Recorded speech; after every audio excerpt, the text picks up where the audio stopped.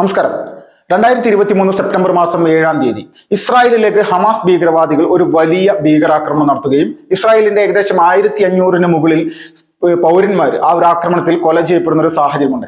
ഈ ആക്രമണം ഈ ഹമാസ് ഭീകരവാദികൾ നടത്തുന്ന സമയത്ത് തന്നെ മറ്റൊരു ഭീകരാക്രമണം കൂടി ഇസ്രായേൽ നേരിട്ടുകൊണ്ടിരിക്കുകയായിരുന്നു. അത് യമനിൽ നിന്നുള്ള ഹൂത്തികളും അതോടൊപ്പം തന്നെ ഹിസ്ബുള്ള പോലെയുള്ള ഭീകരവാദികളും ഈ പാലസ്തീൻ കേന്ദ്രീകരിച്ച് പ്രവർത്തിക്കുന്ന ഹമാസിന് ഉപരിയായിട്ട് ഇസ്ലാം ജിഹാദ് എന്ന് പറയുന്ന മറ്റൊരു ഭീകരവാദ സംഘടന കൂടി ഈ ഒരു ആക്രമണത്തിൽ മുഖ്യമായിട്ട് പങ്കുവഹിച്ചിരുന്നു. നിരന്തരമായിട്ട് പല അതിർത്തികളിലും ഇസ്രായേലിലെ സൈനികർക്കും സാധാരണ ജനങ്ങൾക്കുമെതിരെ നിരന്തരമായിട്ടുള്ള ആക്രമണങ്ങൾ, ഇതിനെല്ലാം കൃത്യമായിട്ട് പ്രതിരോധിക്കുകയും അതിനെ തിരിച്ചടിച്ച് ഈ ഭീകരവാദികളൊക്കെ ഇല്ലായ്മ ചെയ്യുന്ന പ്രവർത്തനം അന്നു മുതലേ ഈ ഇസ്രായേൽ എന്ന് പറയുന്ന രാജ്യം നടത്തിയിരുന്നു. പക്ഷെ ഇതിനോടൊപ്പം തന്നെ ഈ ഒക്ടോബർ മാസം 7-ാം തീയതി ആക്രമണത്തിനിരയായ ദിവസം തന്നെ ഇസ്രായേലിന്റെ പ്രതിരോധ മന്ത്രി ഒരു പ്രസ്താവന നടത്തിയിരുന്നു. അത് ഏറ്റവും പ്രധാനമാണ്. ആ പ്രധാനപ്പെട്ട ഘടകത്തിലേക്കാണ് നമ്മളിപ്പോൾ വരുന്നത്. ഇറാൻ എന്ന് പറയുന്ന രാജ്യം ഈ സംഭവവുമായി ബന്ധപ്പെട്ടുകൊണ്ട് അവർക്ക് കൃത്യമായിട്ടുള്ള പങ്കുണ്ട്, അതിൽ അവർ അനുഭവിക്കുമെന്നുള്ള ഒരു പ്രസ്താവന.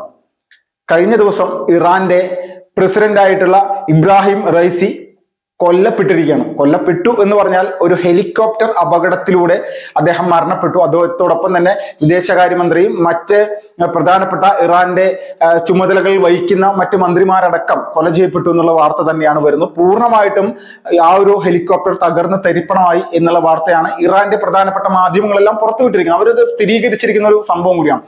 അപ്പോ ഈ സമയത്ത് നമ്മൾ എല്ലാവരും മനസ്സിലാക്കേണ്ട ഒരു ഏറ്റവും മുഖ്യമായിട്ടുള്ള കാര്യം എന്ന് പറഞ്ഞാൽ, നമ്മുടെ ലോകത്തിൽ ഇസ്ലാമിക ഭീകരവാദികൾക്കെതിരെ ശക്തമായിട്ടുള്ള പ്രവർത്തനം നടത്തുന്ന, അവരെ ഇല്ലായ്മ ചെയ്യാൻ വേണ്ടി ശ്രമിക്കുന്ന ഒരു ഏജൻസി, അല്ലെങ്കിൽ ഒരു കൃത്യമായിട്ട് പറഞ്ഞാൽ ഇസ്രായേലിന്റെ സുരക്ഷയ്ക്ക് വേണ്ടി ഇസ്രായേലിന് ആരാണോ ഭീഷണിയാവുന്നത് അവരെ നശിപ്പിക്കാൻ വേണ്ടി പ്രവർത്തിക്കുന്ന ഒരു ചാര സംഘടനയാണ് മൊസാദ്. അപ്പോ ഈ ഇസ്രായേലിന്റെ പ്രതിരോധ മന്ത്രി ഇറാൻ അനുഭവിക്കുമെന്ന് പറഞ്ഞ് കുറച്ച് ദിവസങ്ങൾക്ക് ശേഷം തന്നെ ഇറാന്റെ ഏറ്റവും പ്രധാനപ്പെട്ട ആണവ പ്രതിരോധ രംഗത്ത് അല്ലെങ്കിൽ ആണവ ശാസ്ത്രജ്ഞന്മാരടക്കം ഏകദേശം 28-നും 40-നും ഇടയിൽ ആളുകൾ പല സ്ഥലങ്ങളിലായിട്ട് വിവിധ തരത്തിലുള്ള ആക്രമണത്തിൽ കൊല ചെയ്യപ്പെടുന്നു. അതിൽ മുഖ്യമായിട്ട് ഇറാന്റെ ഉള്ളിൽ ചെന്നുകൊണ്ട് തന്നെ, ഇറാന്റെ ഉള്ളിൽ വെച്ച് തന്നെ ഇവരൊക്കെ മരിക്കുന്ന ഒരു സാഹചര്യമുണ്ട്. ഇതിലെ പ്രതികൾ ആരാണെന്നോ ഇത് ആരാണ് ചെയ്തതെന്നോ ഇപ്പോഴും ഇറാന് പോലും അത് സ്ഥിരീകരിക്കാൻ പറ്റില്ല. അവർ വിരൽ ചൂണ്ടുന്നത് ഒരേ ഒരു രാഷ്ട്രത്തിനെതിരെയാണ്, അത് ഇസ്രായേലിനെതിരെയും ഇസ്രായേലിന്റെ ചാരസംഘടനയായിട്ടുള്ള മൊസാദിനെതിരെ. അപ്പോ ഈ മൊസാദ് ഇതുപോലെയുള്ള ആക്രമണങ്ങൾ നടത്തുന്ന ഒരു ശീലം അത് ആദ്യമായിട്ടല്ല, പല ഘട്ടങ്ങളിലായിട്ട് അവർ ചെയ്തിട്ടുണ്ട്.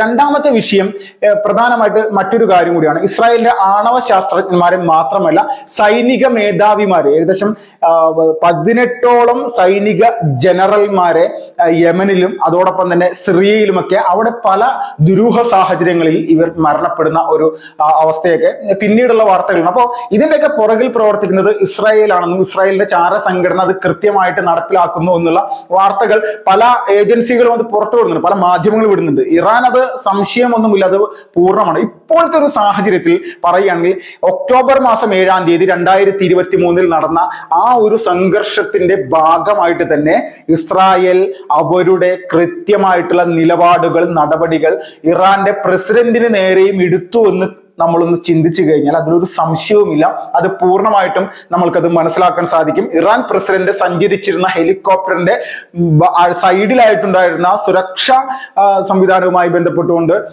നിലകൊള്ളുന്ന 2 മറ്റ് ഹെലികോപ്റ്ററുകൾക്ക് യാതൊരുവിധ പരുക്കുകളും ഇല്ലാതെ ഇത് കൃത്യമായിട്ട് ലാൻഡ് ചെയ്യുന്ന ഒരു സാഹചര്യമാണ്. മോശം കാലാവസ്ഥയാണ് ഈ ഒരു ഹെലികോപ്റ്റർ അപകടത്തിലാവാനുണ്ടായ കാരണമെന്നൊക്കെ പറയുന്നുണ്ടെങ്കിൽ പോലും ഇതിന്റെയൊക്കെ പുറകിൽ ഒരു വലിയ സംഭവമാണ്. പശ്ചിമേഷ്യ എന്തായാലും മറ്റൊരു യുദ്ധ സമാനമായിട്ടുള്ള ഒരു സാഹചര്യത്തിലേക്ക് പോകാനുള്ള കാരണങ്ങളുണ്ട്. അപ്പോൾ ഇന്ത്യയെ സംബന്ധിച്ച് ഇന്ത്യ കഴിഞ്ഞ കുറച്ച് ദിവസമായിട്ടുള്ള അവിടെ ഒരു പ്രത്യേക പോർട്ട് തന്നെ ഇറാന്റെ കയ്യിൽ നിന്ന് അതിന്റെ നടത്തിപ്പവകാശമായി ബന്ധപ്പെട്ടുകൊണ്ടുള്ള കരാറിലൊക്കെ ഒപ്പുവെച്ചുകൊണ്ട് വലിയ രീതിയിൽ ഇന്ത്യ മുന്നോട്ട് പോകണം. ഇന്ത്യയെ സംബന്ധിച്ച് ഇറാൻ എപ്പോഴും വലിയ തരത്തിൽ നമ്മുടെ ഒരു പങ്കാളിയാണ്. പങ്കാളി എന്ന് പറഞ്ഞാൽ ഇസ്രായേലിനോടൊപ്പം തന്നെ ഇറാനും വലിയ പങ്കാളിയാണ്.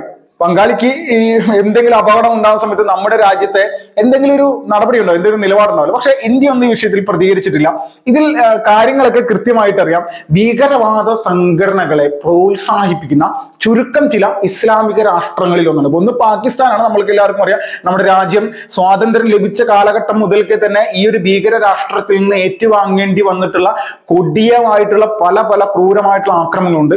ഇന്നും അതിന് വേണ്ടിയിട്ടുള്ള ശ്രമങ്ങൾ അവർ നടത്തുന്നുമുണ്ട്. രണ്ടാമത്തെ വിഷയം, ഈ പാകിസ്ഥാൻ ഉപരിയായിട്ട് ഖത്തർ വലിയ രീതിയിൽ തന്നെ ഭീകരവാദ സംഘടനകളെ പ്രോത്സാഹിപ്പിക്കുന്ന ഒരു രാജ്യമാണെന്നതിൽ തർക്കമില്ല. ഖത്തർ ഇങ്ങനെ പ്രോത്സാഹിപ്പിക്കുന്നു എന്ന് പറഞ്ഞു കഴിഞ്ഞാൽ നമ്മൾ മനസ്സിലാക്കണം, ഈ ഹമാസ് എന്ന് പറയുന്ന പാലസ്തീൻ കേന്ദ്രീകരിച്ച് പ്രവർത്തിക്കുന്ന ഭീകരവാദ സംഘടനയുടെ ഏറ്റവും പ്രധാനപ്പെട്ട ഒരു ഓഫീസ് നിലനിൽക്കുന്നതും ഖത്തറിലാണ്. അൽ ജസീറ പോലെയുള്ള ഭീകരവാദ സംഘടനകൾക്ക് അനുകൂലമായിട്ടുള്ള നിലപാടുകൾ എടുത്തുകൊണ്ട് വാർത്തകൾ ലോകത്തിന്റെ മുഴുവൻ മുക്കിലും മൂലയിലേക്ക് എത്തിക്കാൻ ശ്രമിക്കുന്ന വാർത്താ ഏജൻസി, മാധ്യമമടക്കം ഖത്തറിന്റെയാണ്.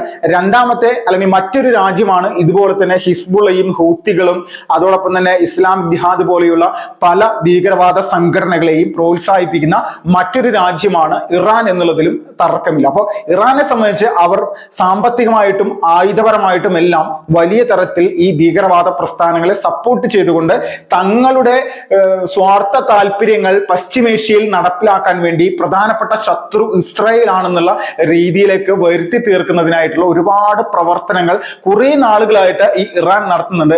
ആ നടത്തിക്കൊണ്ടിരിക്കുന്ന പ്രവർത്തനങ്ങളുടെ പ്രത്യാഘാതമായിട്ട് തന്നെ നമ്മൾക്ക് ഈ ഒരു ഇറാൻ പ്രസിഡന്റിന്റെ മരണം എന്നുള്ളത് നമുക്ക് മനസ്സിലാക്കാം. അപ്പോൾ ഇറാൻ പ്രസിഡന്റ് ആരാണ്? ഇറാനിലെ ഒരു പ്രധാനപ്പെട്ട ജഡ്ജി ആയിരുന്നു ഈ ഇബ്രാഹിം റൈസി എന്ന് പറയുന്ന വ്യക്തി. അപ്പോൾ ഈ ജഡ്ജിയുടെ സ്വഭാവം എന്താണെന്ന് വെച്ചാൽ ഏകാധിപത്യ മനോഭാവത്തിലേക്ക് പോകാം. നമ്മളെല്ലാവരും കഴിഞ്ഞ ഒരു വർഷത്തിനിടയിൽ ലോകം മുഴുവൻ ഈ ഹിജാബ് ധരിക്കുന്നതിനെതിരെയുള്ള പ്രതിഷേധങ്ങളെ കൊണ്ട് നമ്മുടെ ദക്ഷിണേന്ത്യയിലും കർണാടകയിലും അടക്കം ഈ ഒരു പ്രതിഷേധമൊക്കെ വലിയ രീതിയിലുണ്ടായിരുന്നു. പക്ഷെ ഇറാനിൽ ഹിജാബ് വേണ്ട, ഹിജാബ് ഞങ്ങൾ ഉപേക്ഷിക്കുന്നു എന്നൊക്കെ പറഞ്ഞുകൊണ്ട് വലിയ രീതിയിലുള്ള പ്രതിഷേധവുമായിട്ട് പല സ്ത്രീകളും മുന്നോട്ട് വന്ന സമയത്ത് ആ സ്ത്രീകളെ മുഴുവൻ അടിച്ചമർത്തുകയും ക്രൂരമായിട്ട് പീഡിപ്പിക്കുകയും കൊലപ്പെടുത്തുകയും ഒക്കെ ചെയ്തിട്ടുള്ള ഒരു ഭരണകൂടത്തിന്റെ തലവൻ കൂടിയാണ് ഈ ഇറാൻ പ്രസിഡന്റ് ആയിട്ടുള്ള ഇബ്രാഹിം റൈസി. അപ്പോ സ്വാഭാവികമായിട്ട് ഒരു പാവപ്പെട്ട മനുഷ്യനോ ഒരു സമാധാനത്തിന്റെ വെള്ളരിപ്രാവോ ഒന്നും അല്ല ഇപ്പോ ഈ മരിച്ചിരിക്കുന്നത്. കൂട്ടത്തിൽ 5000-ഓളം തന്റെ എതിർപക്ഷത്ത് നിൽക്കുന്ന രാഷ്ട്രീയ